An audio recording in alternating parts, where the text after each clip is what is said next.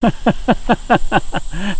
everybody, today we're talking tent stakes. Stick around. Tick, tick, tick, boom. Hey guys, thanks for being here. I appreciate you joining me this week. Today we're going to talk about tent stakes. Now there's a whole bunch of different types of tent stakes. I've got 3 of them right here. They come in so many shapes and sizes, it's ridiculous. But the one you have right here basically comes in most of your tents and your tarps, and it's just a way of the tarp company or the tent company saying, here's a stake, we're providing stakes for you, this is the bare minimum. Really not a whole lot of use at all. It will serve the purpose, but in anything other than pretty much optimal prime conditions, I don't put a whole lot of faith in these.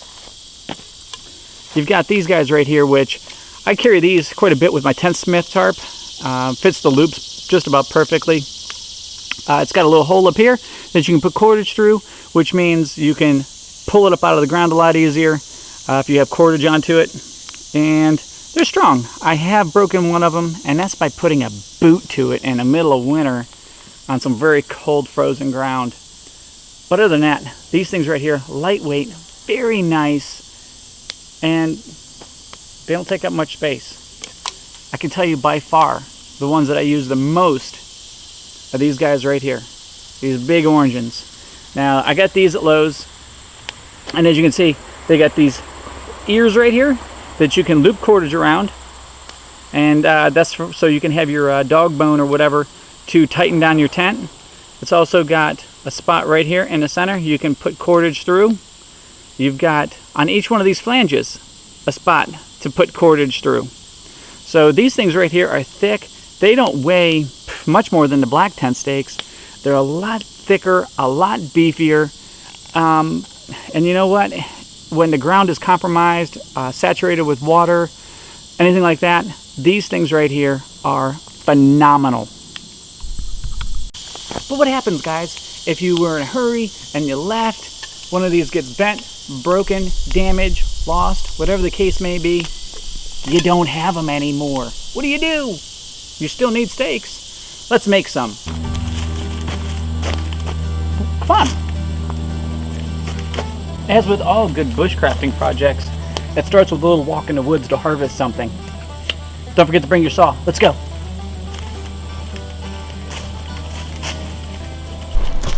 All right, guys. So what we're looking for is a stick about as thick as your thumb. I have thin thumbs. Some people have thick thumbs. Use your judgment. You want something a little bit thicker than that. Another quick tip is alive is better than dead. It's easier to carve, and it's a little more durable than dead wood, because dead wood just shatter as soon as you start to go pound it into the ground. All right, guys. So walking around, I found this, which is a obviously broken off branch. Judging from the leaves, it's been down for a little while. I'm gonna go ahead and give it a rip and try it. It's not dead, but it isn't alive either, but it should still work.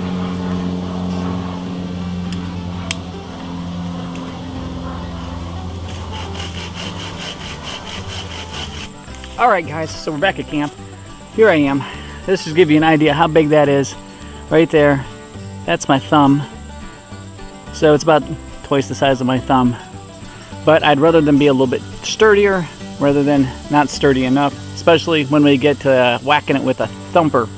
So we're gonna actually shape this now. We're gonna shave off one side to a point, and then we're gonna put an L notch in this, or a 7 notch, whichever way you're looking at it, upside down, right side up. And that is gonna be there to hold the rope. So let's sit on down and start carving this thing. All right, guys, whenever you're carving, always be mindful of your blood triangle. Never carve inside your legs here. And if you're carving around somebody, make sure that they aren't within arm's reach of you with a sharp knife. We're gonna take and sharpen this off to a point.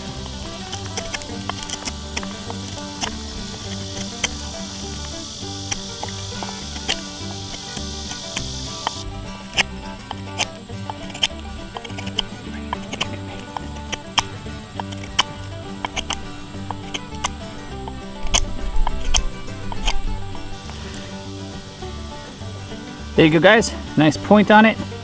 Now we're going to come up here. As I said, it's got a little curve to it this way. We're going to put the 7-notch right about in here. Now when you're putting your 7-notch in, you want to put a stop cut in. And there's a few different ways of doing it. You can either take a saw and saw it in, or you can just use your knife and baton it.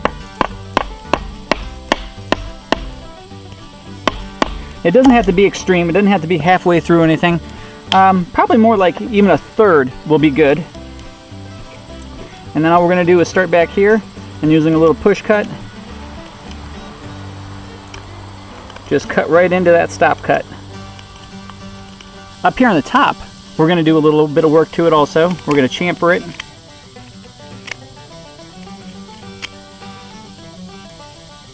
And then, depending on how deep you go here, sometimes people like to actually cut off a little bit here that coincides with that. Is then when you're pounding, you're not putting force out here onto that. And especially if you put your 7-notch up higher, this wood in here gets pretty weak. And you'll actually end up cracking it off. So just a little bit here is helpful. And that's what you've got for your tent stake. Let's go pound it in the ground.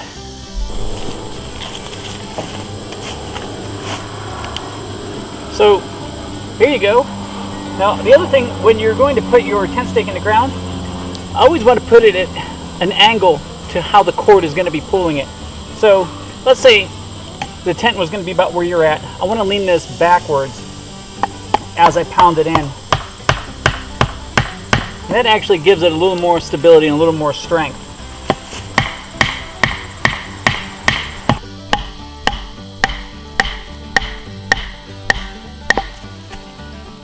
Then your quarters would get stuck right here and be pulled out that way, and your tent is going to be secured. All right, guys, thanks for joining me. I appreciate you being here today. We went over tent stakes. These ones were man-made, and then we went over a real brief discussion on how to make your own. Basically, guys, you need to know that the whole purpose of these bushcraft videos is just to show you that just because you didn't bring it with you and it's man-made doesn't mean once you get out into the wild you can't make it your own or make it on your own. These right here took I probably spent more time trying to find a suitable stick for this demonstration than I did actually making it. Ooh. Hey guys, thanks for joining me today. We talked about tent stakes, the different kinds, and how you can make some from your own landscape and your surrounding area if you're in the woods.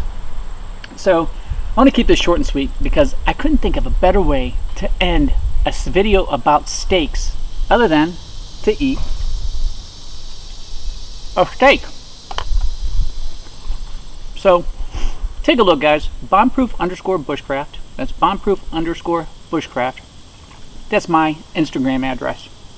You can find me out on Facebook under Madison Fool. You can also find me under Bombproof Bushcraft. While you're out there on Facebook, take a look around for Bushcraft, Bushcraft Survival, Primitive Skills, Mickey Wilson. It's a group, and every single Friday I get up there on a live feed at about 8 o'clock, and I just talk about bushcraft stuff, being an American, loving this country, whatever strikes my fancy. And it's also kind of takes twists and turns because I interact with you guys. Take a look at LBRY. That's LBRY. LBRY. It is another video service out there. Google it. It's an app. And that's about it, guys. I'm going to head on out here, finish up my steak because it's delicious. I got some beans here too. Hope you guys had a chance to get outside and enjoy the wonderful weather. Enjoy Mother Nature. And until next week, guys, get out of the inside and into the outside. Take care.